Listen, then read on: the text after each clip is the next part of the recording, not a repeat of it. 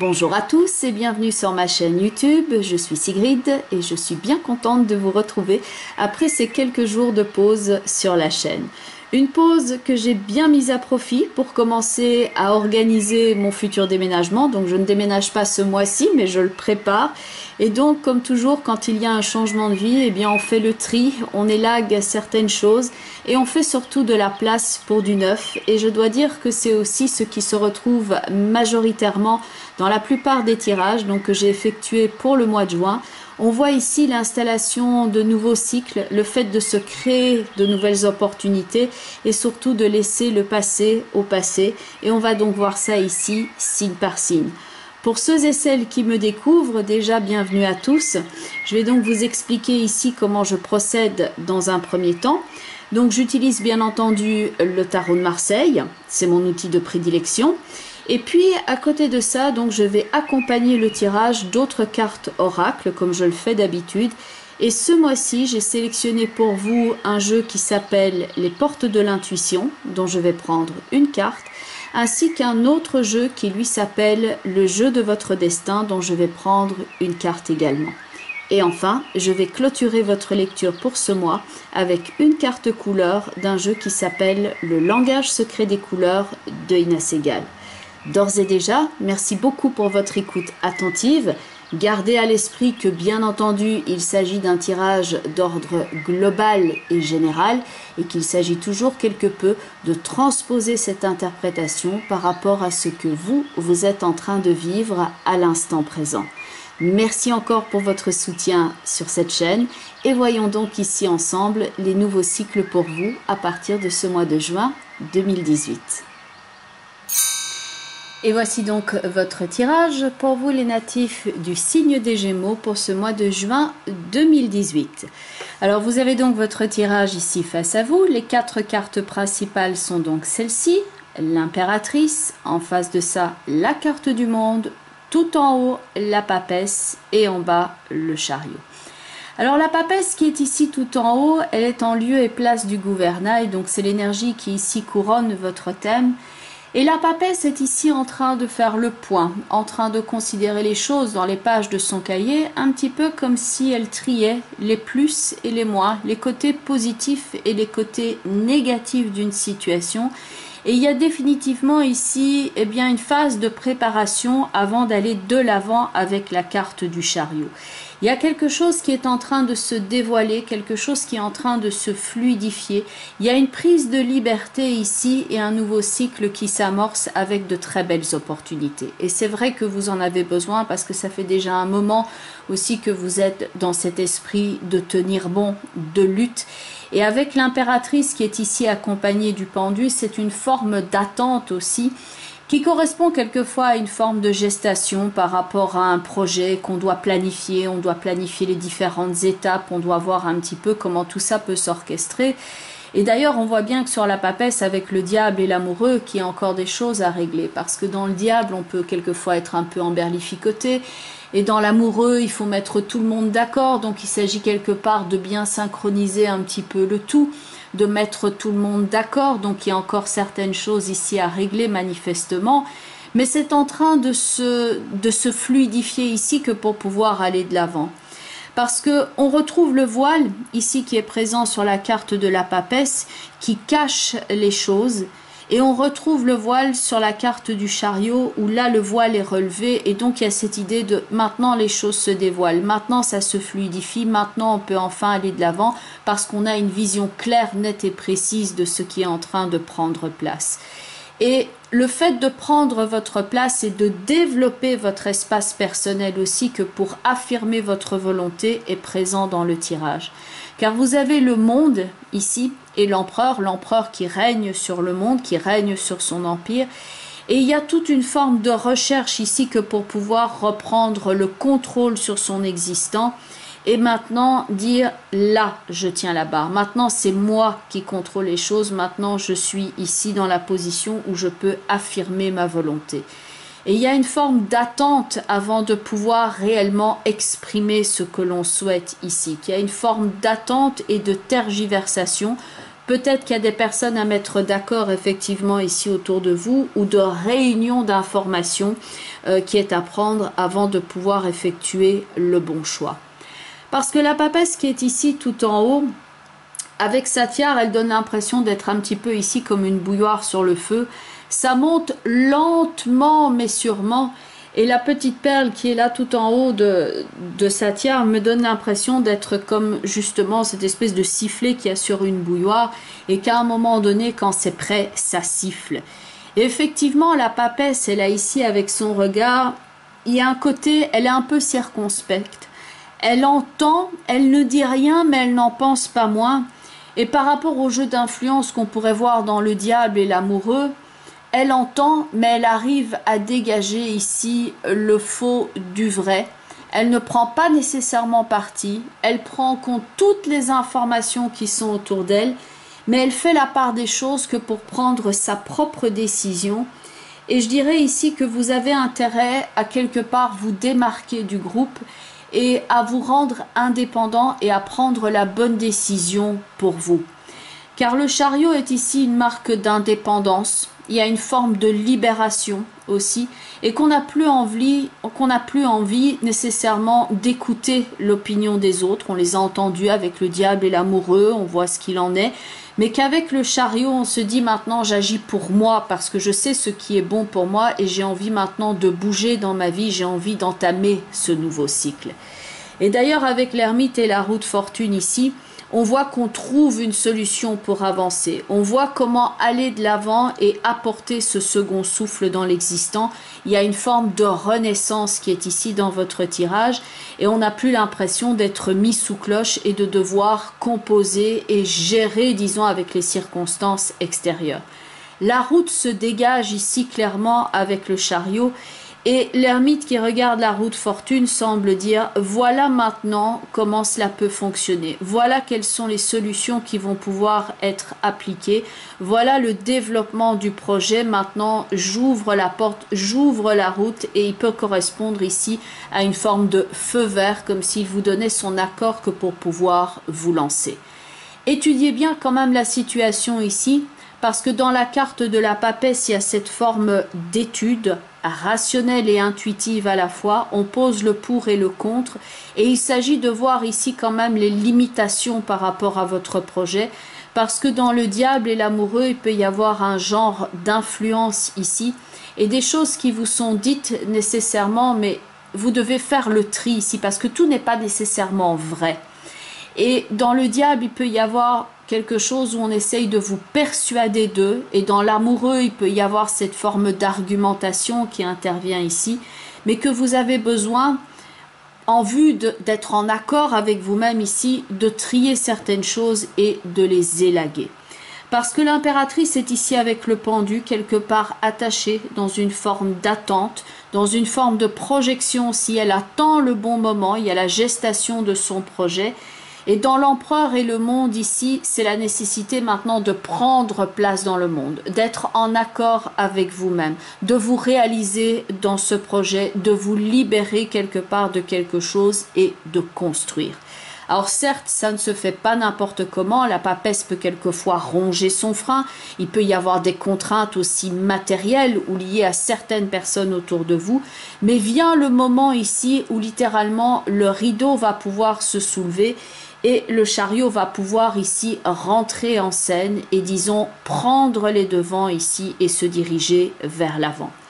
Je crois que vient le moment ici de développer la confiance en vous-même et entre vos propres possibilités aussi, parce qu'il y a une forme de j'ai trop attendu maintenant, j'ai avec la papesse ici et le diable la sensation que vous avez eu la tête farcie de pas mal de données, de pas mal de choses et que vous avez besoin maintenant de simplifier et de moins laisser de place à l'influence extérieure et de reprendre ici votre rôle de dirigeant dans votre vie et de vous démarquer du groupe et quelque part donc de prendre votre indépendance.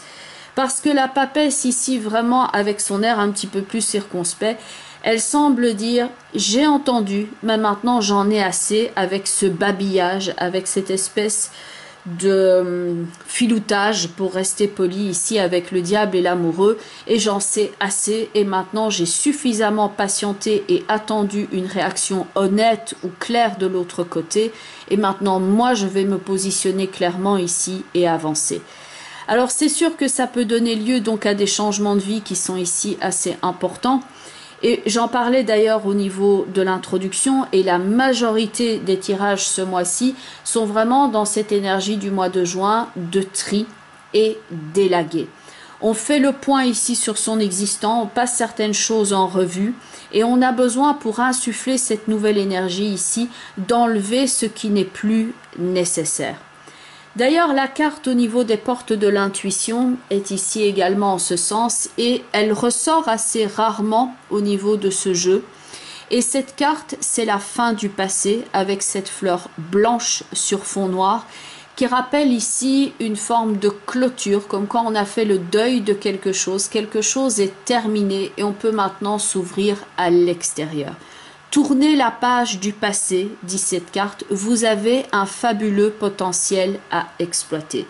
C'est maintenant la fin des souffrances, c'est la fin de certaines tergiversations, c'est la fin de se taire. Vous avez maintenant votre propre voix, vous avez votre propre voix qui doit parler, vous devez vous exprimer ici, c'est la fin de quelque chose, on tourne, ça a été très très dur pendant très très longtemps et vous avez maintenant le devoir quelque part vis-à-vis de vous-même de tourner cette page et que d'aller de l'avant. C'est le moment où tout bascule vers une nouvelle naissance. Alors ça peut être un moment que vous ressentez quelque peu comme fragile. Et il y a une forme de on n'est pas sûr de vers quoi on se dirige, mais on sait maintenant qu'on veut quitter le passé, ne pas rester là-dedans. Et il y a donc un point de départ ici totalement neuf qui vous permet donc de vous libérer du passé et d'entrevoir l'avenir sous un angle différent. La papesse ici vous donne la possibilité d'être réceptive aux nouveaux idéaux qui vont traverser votre esprit et que vous pouvez donc y intégrer maintenant les leçons du passé. Vous demeurez ici à l'écoute de votre vie intérieure, mais vous n'insistez pas ici vis-à-vis des autres pour leur imposer votre opinion. C'est comme si vous ne teniez pas compte en fait de l'opinion extérieure, mais que vous agissez parce que c'est bon pour vous et que c'est vous qui prenez maintenant les décisions. Vous êtes donc maintenant ici dans la préparation de cette renaissance et celle-ci prend donc racine au profond de vous. Vous êtes en train d'observer ici comme la papesse cette nouvelle configuration qui prend place. Vous évitez les rapports de force, c'est comme si vous faisiez un petit peu ici l'anguille et que vous adoptiez le rythme approprié pour vous. Il y a une forme de régénération et d'amélioration constante, un petit peu comme par palier. Il est préférable ici d'éviter les rapports de force et de juguler votre impatience.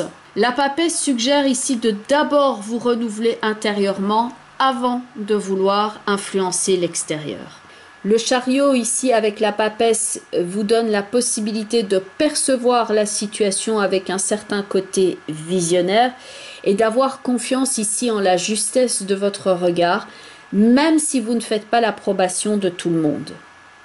Le moment est venu peut-être ici de persister dans votre prémonition, dans votre plan pour l'avenir, car c'est ce qui va vous permettre ici de grandes réalisations. Alors, au niveau du jeu qui s'appelle le jeu de votre destin, donc 2 cartes se sont présentées. Au début, le but était d'en prendre qu'une seule, mais comme 2 se sont présentées, je les ai prises toutes les 2. La première, c'est la carte du fardeau, et la seconde, c'est la carte de la combativité. Pour pouvoir combattre ici et efficacement, il va s'agir ici de se débarrasser de quelque chose qui pèse encore sur votre dos. La carte du fardeau présente donc ce personnage qui traverse une forêt qui semble hostile, qui n'est pas vraiment un paysage de cocagne où règne l'abondance et où on est obligé ici de faire avec le strict nécessaire. Il y a une idée ici de stérilité, de poids, de traversée, de quelque chose de rude et on cherche ici la sortie.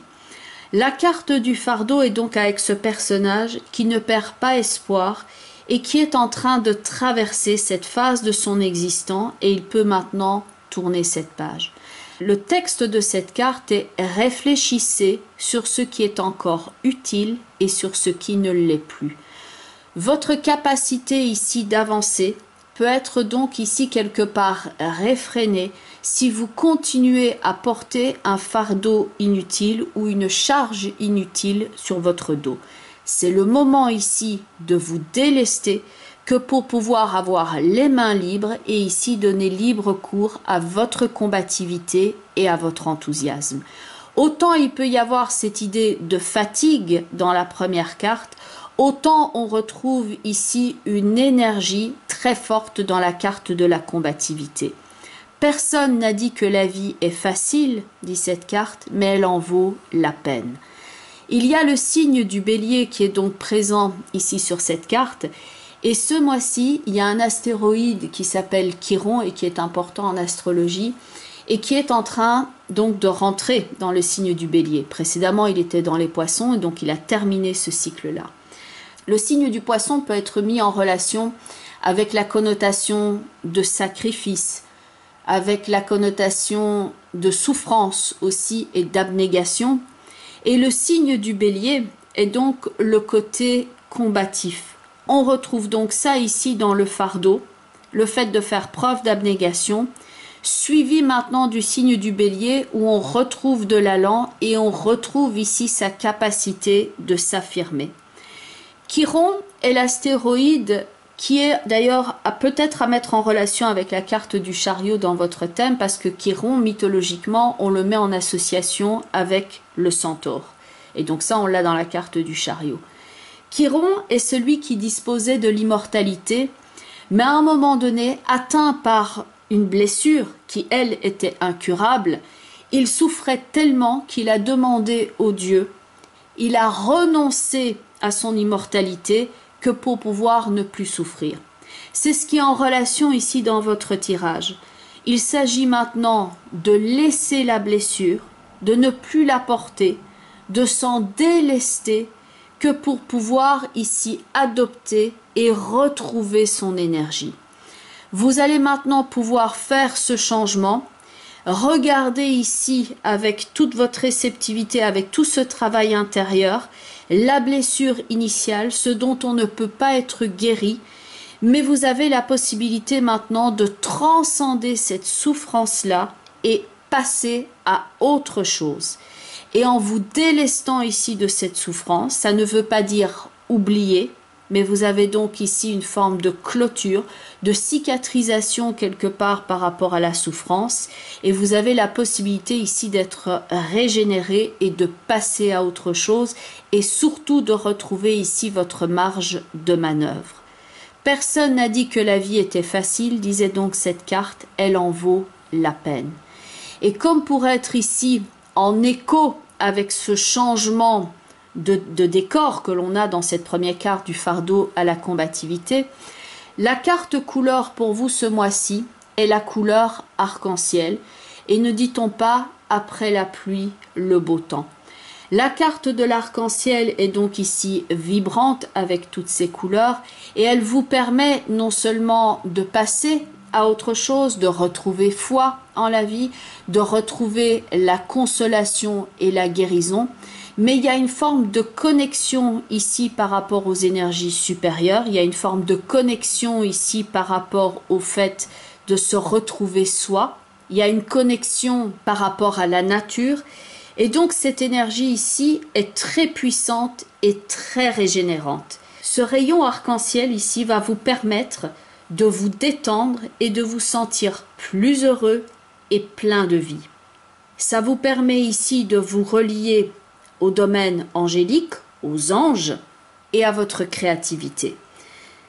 Vous pouvez ici maintenant vous sentir quelquefois régénéré, ainsi quand vous allez par exemple, si vous en avez l'occasion, en pleine nature ou en tout cas à l'air libre. On insuffle ici un nouveau courant, un nouvel air purifié dans l'existant.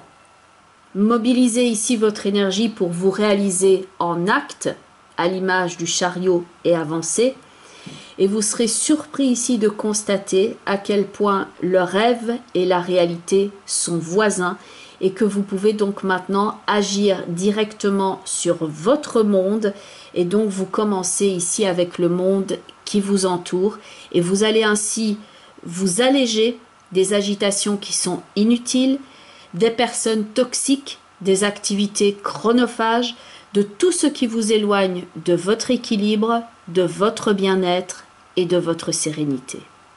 Le chariot ici pourrait parler avec donc cette couleur de la grande question que les hommes se posent et qui commandent leur conduite. Quel est le vrai bonheur au-delà des fausses apparences et quel en est le chemin? Certes, vous avez traversé des obstacles, vous avez vécu des émotions très complexes, ça a été très difficile, vous êtes passé par moult chemins de traverse, mais maintenant vous avez la possibilité donc ici d'être sur un nouveau chemin et que vous pourrez ainsi vivre une vie en rapport avec vos valeurs et vos images. À quoi servirait donc la vie si nous n'avions plus de projets à accomplir et plus de désirs à réaliser? Nous sommes tous des voyageurs en marche et si le but a son importance, le chemin est également très important. Alors certes, on est ici donc dans le cadre d'un tirage d'ordre global, donc on pourrait rajouter ici aussi qui veut aller loin ménage sa monture, de faire attention à l'aspect financier parce qu'on voit que là la marge de manœuvre pour certains d'entre vous ça peut être un petit peu plus étroit. Il peut y avoir une volonté aussi de changer de vie, de se réaliser dans un autre travail, d'évoluer. Il peut y avoir aussi des changements au niveau de la façon dont on vit la relation à l'autre. Et donc, bien entendu, cela va prendre des visages différents selon le type de natif du signe des Gémeaux que vous êtes. C'est un tirage global, donc il s'agit de transposer cela aussi, bien entendu, par rapport à ce que vous êtes en train de vivre à l'instant présent. Pour certains d'entre vous, ce seront donc des questions d'ordre financier ici, qu'il s'agira de faire attention pour bien redresser la barre et retrouver quelque part son indépendance et ne pas courir après l'argent mais le gérer. Il s'agira pour certains d'entre vous ici de faire le tri au niveau relationnel ou de faire le tri par rapport à votre passé et par rapport à certaines culpabilités ou sentiments de culpabilité que vous pourriez avoir. Et pour d'autres, ça peut jouer plus au niveau du travail, ici où on a envie de retrouver un essor, où on a envie aussi de retrouver ces valeurs qui s'inscrivent dans un travail qui correspondent à notre éthique, qui correspond à nos valeurs, et ne plus être comme dans un rouage, ici dans une machine. Bien entendu, tous les Gémeaux ne sont pas les mêmes. Donc si vous souhaitez me contacter afin de faire le point par rapport à votre situation particulière, donc vous avez notamment mon site web www.sigrid-de-kerak.com et donc il y a une page contact avec un formulaire que vous pouvez remplir afin de rentrer directement en contact avec moi si vous le souhaitez.